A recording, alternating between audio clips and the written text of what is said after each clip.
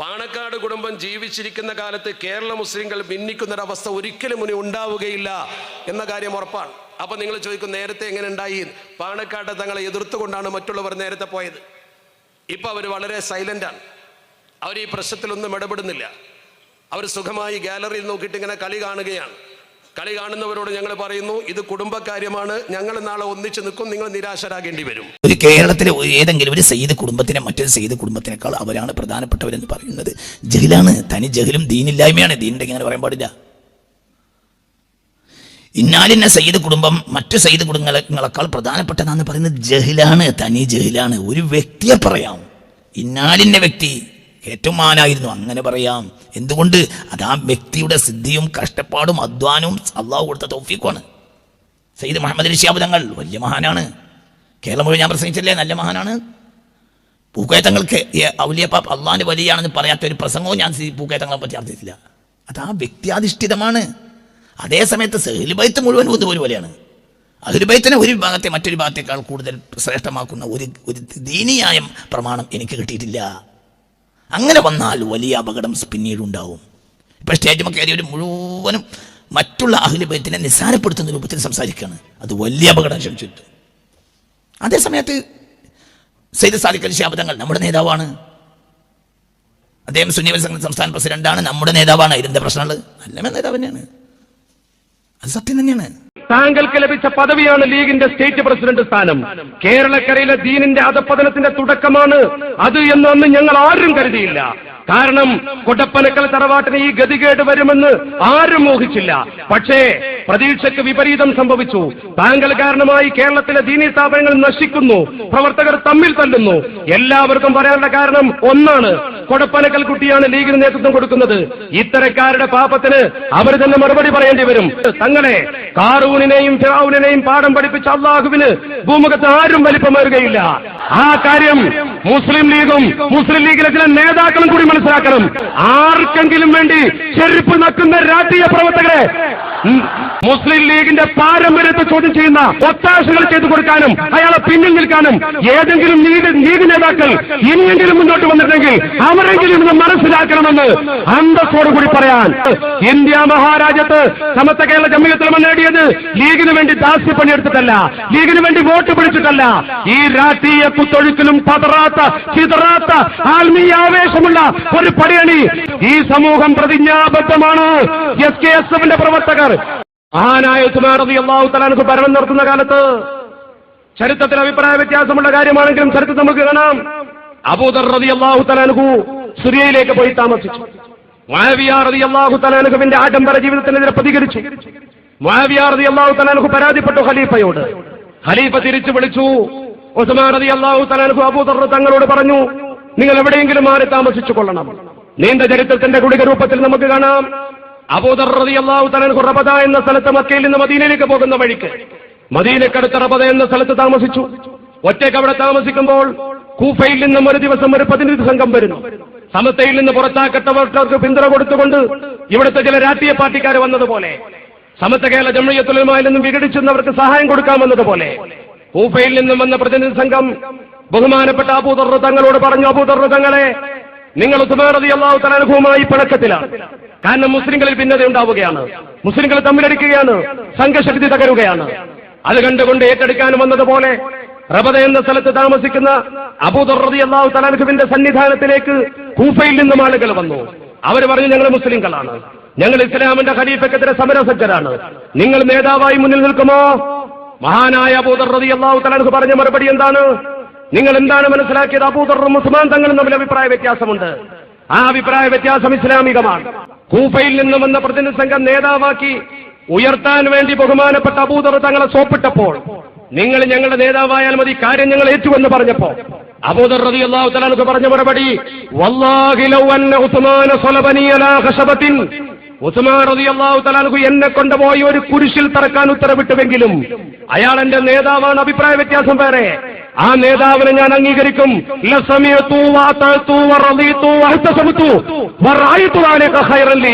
ഇതാണ് കൂട്ടരെ മുസ്ലിം ഉമ്മത്തിന്റെ പാരമ്പര്യം. ആയിരക്കണക്കിന് മഹല്ലുകൾ ഈ മുസ്ലിം ഉമ്മത്തിന്റെ ദീനീ ചൈതന്യധന്യമായ പ്രവർത്തനം നടക്കുന്ന രീതിയിൽ സമസ്ത കെട്ടിപ്പടുത്തുണ്ടാക്കിയിട്ട് ഏതെങ്കിലും ഇസ്ലാമിക വിരുദ്ധ ശക്തികൾ വന്ന് നിങ്ങൾക്ക് ഞങ്ങൾ പിൻബലം തരാമെന്ന് പറയുമ്പോ രാഷ്ട്രീയ ലാഭത്തിന് വേണ്ടി കേവല സ്ഥാനമാനങ്ങൾക്ക് വേണ്ടി മഹല്ലുകളും മദ്രസകളും മറ്റുള്ളവർക്ക് തീരെഴുതി കൊടുക്കാനാണ് നിങ്ങളുടെ ശ്രമമെങ്കിൽ പ്രബുദ്ധരായ സുന്നി കേരളം അത് അനുവദിക്കുന്ന പ്രശ്നമേ ഇല്ല എന്ന് ആദർശബോധത്തോടെ പറയാൻ ഞങ്ങൾ ആഗ്രഹിക്കുന്നു. അത് ഈ സമൂഹത്തിന്റെ തീരുമാനമാണ്. നിങ്ങൾ ഈ മുസ്ലിം സംഘശക്തി ആക്രമിക്കുമ്പോൾ പിന്നിൽ നിന്നും ചിരിക്കാനും പ്രോത്സാഹിപ്പിക്കാനും കൊടിപിടിക്കാനും ആരാ വരുന്നത്? പക്ഷെ കുടുംബം എന്ന നിലയിൽ എല്ലാവരും ഒരുപോലെയാണ്. അങ്ങനെ അല്ലാതെ വന്നത് അത് ജഹല് വരും. അങ്ങനെ ജഹല് വന്നാൽ പിൽക്കാലഘട്ടത്തിൽ ഈ കുടുംബത്തിൽ ഏതെങ്കിലും ഒരാൾ ദീനില്ലാത്തവരോ ദീനിനെതിരായി പ്രവർത്തിക്കുന്നവരോ ഉണ്ടായാലും ജനം അവരെ പിന്തുടരും, ജനം നശിക്കും. നമ്മുടെ മക്കളും നമ്മുടെ തലമുറയും വിദേഹത്തിലേക്ക് പോകുന്ന ഒരു അവസ്ഥ ഉണ്ടാകാൻ പാടില്ല. ഇപ്പൊ നാട്ടിലൊക്കെ ഉണ്ടാകുന്നത് സമത്വയുടെ പേരിൽ ചില ആളുകൾ ചില രാഷ്ട്രീയ പാർട്ടികളെയും അതുപോലെ മഹാന്മാർ എന്ന് സമൂഹം അംഗീകരിച്ചുള്ള മഹത്തുക്കളെയും അപമാനിക്കുമ്പോൾ എന്നാൽ പിന്നെ ഞങ്ങൾ എന്ന് പറഞ്ഞുകൊണ്ട് പല കുട്ടികളും വിദേഹത്തിലേക്ക് പോകുന്നൊരു സാഹചര്യം ഉണ്ടാകുന്നുണ്ടോ എന്ന് പരിശോധിക്കണം. കാരണം നമ്മുടെ നാട്ടിലെ പൊതുവായ ചെറുപ്പക്കാരൊന്നും സുന്നത്ത് ജമാഅത്തിന്റെ ക്ലാസ്സിൽ പോയി സുന്നത്ത് ജമാഅത്ത് പഠിച്ചവരല്ല. അവരെ നാട്ടിലെ മദ്രസ സമത്വയുടേതാണ്, നാട്ടുകാരുടെ പഴയ ആചാരവും സമത്വയുടേതാണ്.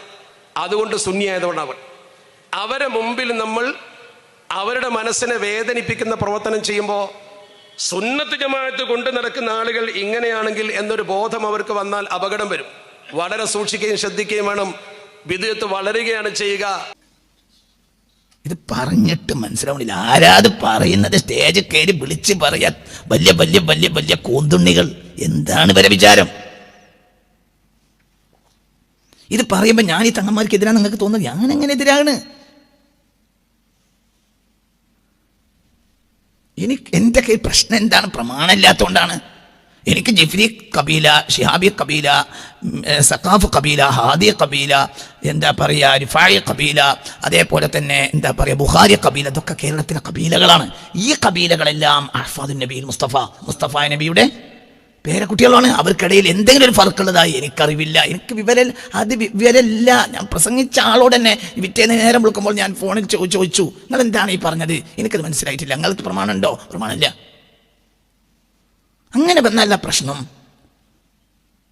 പിന്നാലിന്റെ സയ്യിദ്, നേതാവായ സയ്യിദിനെ അനുസരിക്കണമെന്ന് പറയുന്ന നന്മയാണ്. എന്തുകൊണ്ട്? അദ്ദേഹം നേതാവാണ്.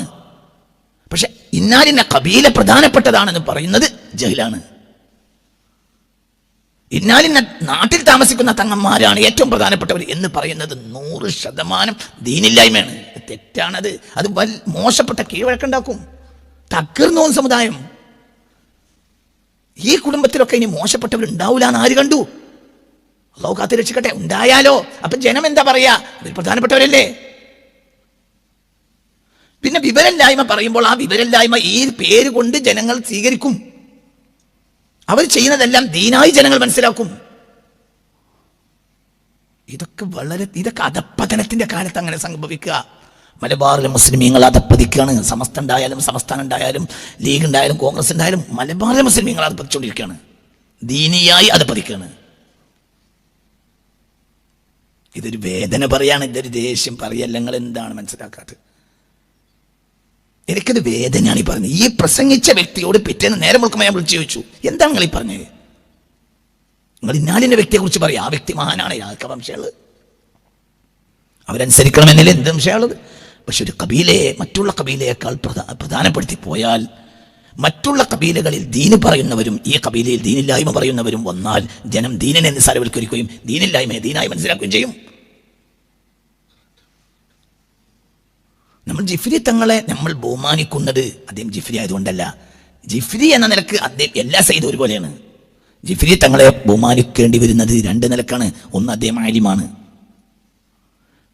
2, അദ്ദേഹം സംസ്ഥാന പ്രസിഡന്റാണ്. അപ്പൊ നേതാവുമാണ്, ആര്യവുമാണ്. നേതാവ് അനുസരിക്കണോ? അതിൽ എന്താ വിഷയമുള്ളത്?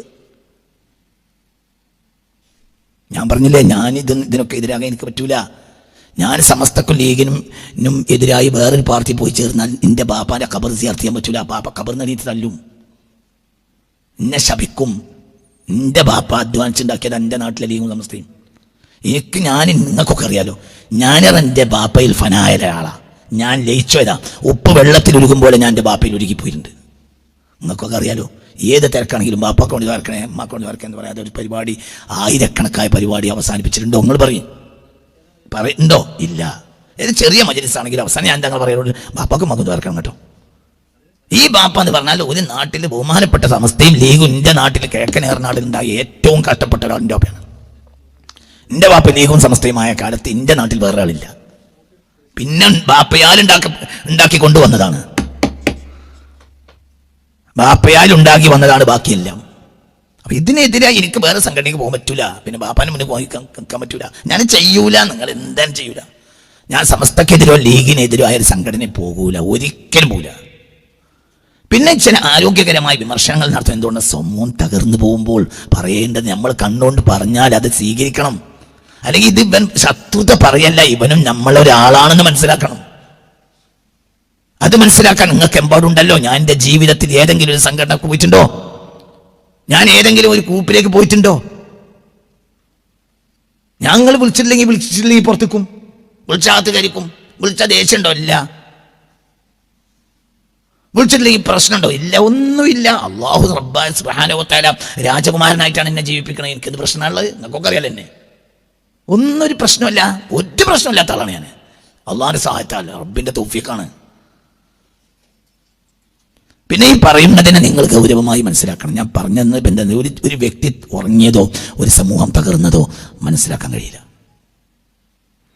പിന്നെ ഒരു ആഫ്റ്റർ 25 years ഒരു ജനറേഷൻ കഴിയണം, അപ്പോൾ പറയും വിട്ടിത്തരം. 1950-ന്റെയും 2000-ന്റെ ഇടയിൽ മുസ്ലിം സമുദായത്തിൽ വന്ന അബദ്ധങ്ങൾ നിങ്ങളെ ഒരു സാധാരണ ആൾക്ക് പോലും മനസ്സിലാക്കാൻ കഴിയും.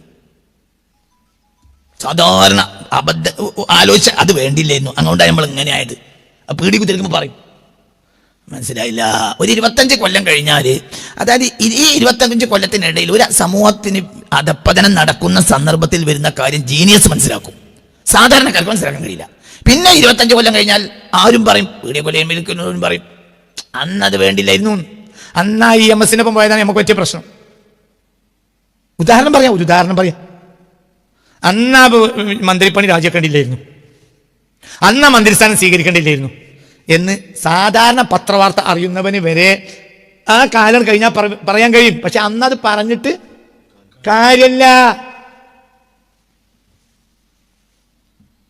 ഞാനീ പറയും, നിങ്ങൾ മനസ്സിലാക്കണം, ഇത് വളരെ ദുരന്താണ്.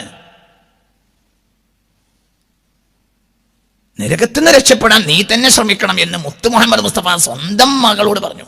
നരകത്തുനിന്ന് രക്ഷപ്പെടാൻ നീ നിന്റെ കാര്യം ശ്രദ്ധിക്കണം കേട്ടോ എന്ന് മുസ്തഫ നബി പറയണമെങ്കിൽ മനസ്സിലായില്ല. നരകത്തുനിന്ന് രക്ഷപ്പെടാനുള്ള മാനദണ്ഡം എന്താണ്? ദീന്. അപ്പൊ ദീന് പരിഗണിക്കണം കേട്ടോ എന്നാണല്ലോ അവിടെ വിഷയം. അപ്പൊ എന്തിനേക്കാളും വലിയത് എന്താണ്? ദീനാണ്. മൂല്യരെക്കാൾ വലിയ ദീനാണ്, തങ്ങളെക്കാൾ വലിയ ദീനാണ്. അതിന് നിയമങ്ങളുണ്ട്, അത് പേക്കില്ല, ആ കൃത്യ നിയമങ്ങൾ കൃത്യമല്ലേ, പിന്നെ അതിനനുസരിച്ചാണ് പോയാൽ മതിയല്ലോ. മറ്റത് നിയമങ്ങളെ നമ്മൾ പരിഗണിക്കുന്നേ ഇല്ല. അതേ സമയത്ത് എന്നാലിന്നെ പിന്നെ എന്താ പറയുക, പൊന്നാനിക്കാർ വലിയ കൂട്ടരാണ്, എന്നാലിന്നെ എന്താ പറയുക വടകരക്കാർ വലിയ കൂട്ടരാണ് എന്ന് പറഞ്ഞാൽ വടകരക്കാരെ കാവ്യന്മാർ പറഞ്ഞൊക്കെ ജനങ്ങൾ സ്വീകരിക്കും, പൊന്നാനിക്കാർ അങ്ങനെ അതും സ്വീകരിക്കും. അങ്ങനെ ആയിപ്പോവും. ദീൻ അവിടെ പരിഗണിക്കൂല. ഈ കൂട്ടത്തിൽ തന്നെ ദീനിനെ പരിഗണിക്കാത്തവർ വന്നാൽ അത് ഓലല്ലേ ചെയ്യണ്, ഓലെങ്ങനെ തോന്നിയാസം ചെയ്യോ എന്ന് സാധാരണക്കാർ പറയും.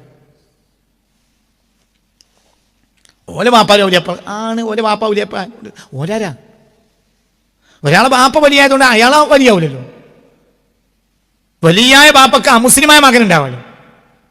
എനിക്കറിയാം, എൻ്റെ വാപ്പ എന്നോട് മരണം വരെ പറഞ്ഞൊരു കഥ ഉണ്ട്. ഇന്നാലിനെ ഖാദിയർ അള്ളാന്റെ വലിയായിരുന്നു, അങ്ങനെ മകൻ കമ്മ്യൂണിസ്റ്റ് ആയിരുന്നു. ഖാദിയർ മകൻ ആരായിരുന്നു? എൻ്റെ ബാപ്പ എത്ര കാല ആ സംഭവം എന്നോട് പറഞ്ഞ കണക്കില്ല. ഇന്നാലിന്ന നാട്ടിലെ ഖാദിയർ അള്ളാന്റെ വലിയായിരുന്നു, അയാളെ മകൻ കമ്മ്യൂണിസ്റ്റ് ആയിരുന്നു. ബാപ്പാന്റെ ഈ കമ്മ്യൂണിസ്റ്റായി പല നക്സൽ പ്രവർത്തനം നടത്തുന്നതിനിടയിൽ പിടിച്ചുപോയി, ജയിലിൽ കൊണ്ടുപോയി.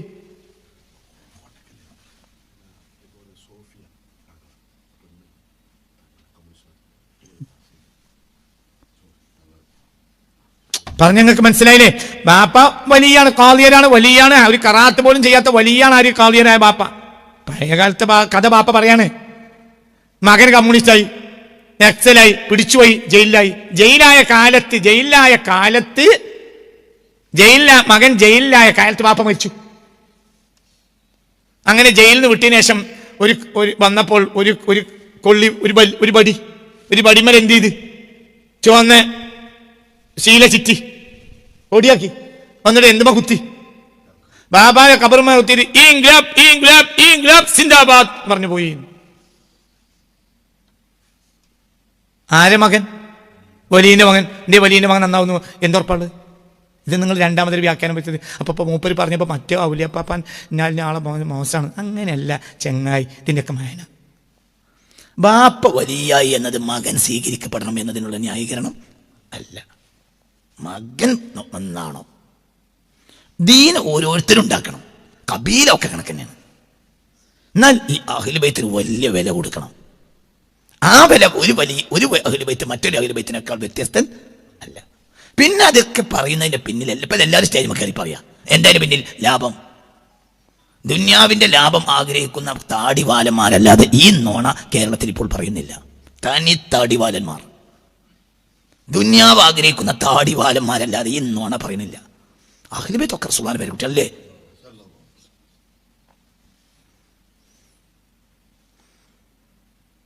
ഓട്ടോറിക്ഷ ഓടിച്ച് വരുന്ന, പിക്കപ്പ് ഓടിച്ച് വരുന്ന അഹ്ലു ബൈത്തിനെ എനിക്കറിയാം. ഇവിടെ വരാറുണ്ട്, ഞാൻ അവരെ കൈമുത്താറുണ്ട്. ഇവിടെ ദാറുൽ ഖുർആനിലേക്ക് പിക്കപ്പ് ഓടിച്ച് വരുന്ന പിക്കപ്പ് ഡ്രൈവറായ അഹ്ലു ബൈത്തുണ്ട്. മനസ്സിലായില്ല? ഞാൻ അവരെ ബഹുമാനിക്കാറുണ്ട്, അവരെ കൈ പിടിച്ച് മുത്താറുണ്ട്. ഒരു സ്റ്റെയറിങ് പിടിച്ച് നടക്കുന്നവരാണ്. പക്ഷെ അവർ ആരാണ്? അഹ്ലു ബൈത്താണ്. അഹ്ലു ബൈത്ത് എന്ന നിലയിൽ എല്ലാവരും ഒരുപോലെയാണ്. എന്നാൽ ചില അഹ്ലു ബൈത്തിന് പ്രാധാന്യം. ആ വ്യക്തി ആലിമാണ്, അല്ലെങ്കിൽ ആ വ്യക്തി നേതാവാണ്. ആലിമല്ല, നേതാവാണ്, മതി. നിങ്ങളെ നേതാക്കൾക്ക് നിങ്ങൾ വഴിപ്പെടണം. നേതാക്കന്മാരായ മതിയല്ലോ. ആലിമൊന്നും അല്ല, നേതാവാണ്, മതി. നേതാവ് വഴിപ്പെടണല്ലോ. ദുനിയാവ് മാത്രമാണ്. ഇത് ജനങ്ങൾക്ക് പറഞ്ഞു കൊടുക്കേണ്ട മൂല്യന്മാര് തന്നെ ഈ ജഹല് വിളമ്പാന്ന് പറഞ്ഞതിന് എന്ത് മാനയുള്ളത്?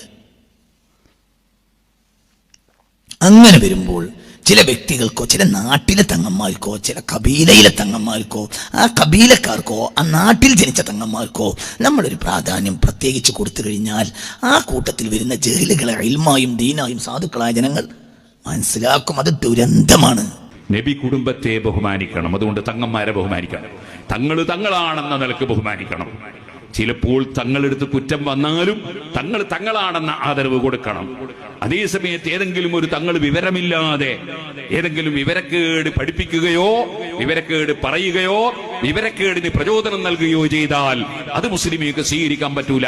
ലാ ത്വാഅത ലി മഖ്ലൂഖിൻ ഫീ മഅസിയത്തിൽ ഖാലിഖ്. നമുക്ക് വെള്ളം തന്ന റബ്ബിനെ തള്ളിയിട്ട് ഒരു തങ്ങളെയും സ്വീകരിച്ചുകൂടാ. നമുക്ക് ഭക്ഷണം തരുന്ന റബ്ബിനെ തള്ളിയിട്ട് ഒരു തങ്ങളെയും സ്വീകരിച്ചുകൂടാ. ഒരു മുസ്ലിയാരെയും മൗലവിനെയും സ്വീകരിച്ചുകൂടാ. എല്ലാം സൃഷ്ടിച്ച് പോറ്റി വളർത്തുന്ന നാഥനായ റബ്ബ്, ആ റബ്ബ് കൽപ്പിച്ചതിനെതിരെയോ അവൻ പഠിപ്പിച്ചതിനെതിരെയോ അവൻ പറഞ്ഞേച്ച റസൂല് സല്ലല്ലാഹു അലൈഹി വസല്ലം പഠിപ്പിച്ചതിനെതിരെയോ ഒരു മുസ്ലിയാര് പറഞ്ഞാലും സ്വീകരിച്ചുകൂടാ. ഒരു തങ്ങള് പറഞ്ഞാലും സ്വീകരിച്ചുകൂടാ. ഒരു മൗലവി പറഞ്ഞാലും സ്വീകരിച്ചുകൂടാ. അത്തീഉല്ലാഹ വ അത്തീഉർ റസൂൽ. അല്ലാഹുവിനെ അനുസരിക്കണേ, അല്ലാഹുവിന്റെ റസൂലിനെ അനുസരിക്കണേ. വഉലിൽ അംരി മിൻകും. നിങ്ങളിൽ വിവരമുള്ളവരെ അനുസരിക്കണേ. ഖുർആൻ. അതുകൊണ്ട് ഖുർആനും പഠിക്കാത്ത, ഹദീസ് പഠിക്കാത്ത, അക്ഷരം വായിക്കാൻ അറിയാത്ത, അതുപോലെ ദീനിന്റെ ആശയം പഠിച്ചിട്ടില്ലാത്ത, എന്താണ് അശരി തരീഖത്തെന്നോ, എന്താ മാതുരിദി തരീഖത്തെന്നോ, എന്താണ് 4 മദ്ഹബുകളെന്നോ, അത് എവിടുന്ന് വന്നതാണെന്നോ, സഹാബത്ത് പഠിപ്പിച്ചത് എന്താണെന്നോ ഒന്നും അറിയാതെ സുബ്ഹാനല്ലാഹ് അതാ തലേക്കെട്ട്, വലിയ തലേക്കെട്ടോ വലിയ കുപ്പായമോ അതൊന്നും കണ്ടിട്ടാരും പെട്ടുപോകാൻ പാടില്ല. ഞാൻ ഈ അടുത്ത് കുറെ തലേക്കെട്ടുകാരുടെ ക്ലിപ്പിംഗ് കേട്ടപ്പോ ഇങ്ങനെ സങ്കടാകാണ്. ഞാൻ എല്ലാരെയും അല്ല കേട്ടോ പറയുന്നത്. സുബ്ഹാനല്ലാഹ്, വേറൊരു ആള് നല്ലൊരു തലേക്കെട്ട്, നല്ലൊരു നീളക്കുപ്പായം, എന്നിട്ട് പറയാണ് നിങ്ങൾക്ക് വേറൊരുത്തന്നെ നശിപ്പിക്കണോ, നിങ്ങൾ ബാളെടുക്കണ്ട, കുന്തെടുക്കണ്ട, ഇങ്ങനെ കൈകൊണ്ട് മൂപ്പര് യാതൊരു ജലാരി വലിക്രാം തന്നെ അപ്പുറം നശിച്ചു പോകും. സുബ്ഹാനല്ലാഹ്, ഇങ്ങനത്തെ ഓരോ സംഗതികൾ പറഞ്ഞിട്ട് ഉള്ള ഈമാൻ നശിപ്പിക്കുന്നു. യുക്തിവാദികൾ ഉണ്ടാക്കുന്നു, നിരീശ്വരവാദികൾ ഉണ്ടാക്കുന്നു, മതവിരോധികൾ ഉണ്ടാക്കുന്നു. എന്തൊരു സങ്കടമാണിത്. ഇത്തരം വാർത്തകളും വിശേഷങ്ങളും അറിയാൻ ഞങ്ങളുടെ ചാനൽ ഉടൻ തന്നെ സബ്സ്ക്രൈബ് ചെയ്യുക, ലൈക്ക് ചെയ്യുക, ഷെയർ ചെയ്യുക. ജനങ്ങളിലേക്ക് എത്തിക്കണമെന്ന് നിങ്ങൾ ആഗ്രഹിക്കുന്ന വാർത്തകളും വിശേഷങ്ങളും പ്രമുഖരുടെ പ്രഭാഷണങ്ങളും ഞങ്ങളുടെ വാട്സപ്പ് നമ്പറിലേക്ക് അയച്ചു തരിക. നന്മ വളരട്ടെ, തിന്മക്കെതിരെ നമുക്ക് ഒരുമിച്ച് നിൽക്കാം.